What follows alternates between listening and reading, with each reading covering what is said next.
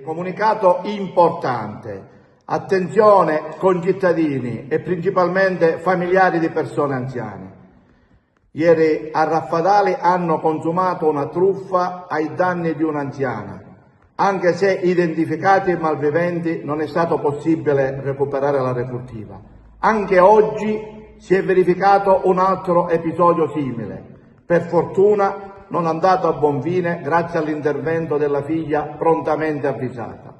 Alla luce di quanto accaduto, allora è necessario intervenire per proteggere i più deboli, per evitare il moltiplicarsi delle truffe ai danni degli anziani.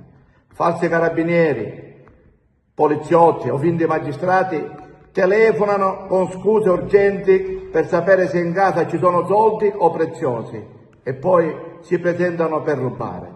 Non fidatevi, non date informazioni, non aprite la porta. Le forze dell'ordine non chiedono mai denaro né dettagli personali al telefono. In caso di dubbio chiamate subito il 112 e avvisate familiari o vicini di casa. Io ce l'ho messa tutta in questi anni. Oltre 32 telecamere proteggono i nostri quartieri e altri ne verranno montate perché abbiamo avuto un finanziamento di oltre 150.000 euro. Però la prevenzione parte da voi. Proteggete i vostri cari, proteggiamo i più fragili, parliamone con genitori, nonni, anziani, vicini di casa, informiamoli, diciamoci di stare attenti.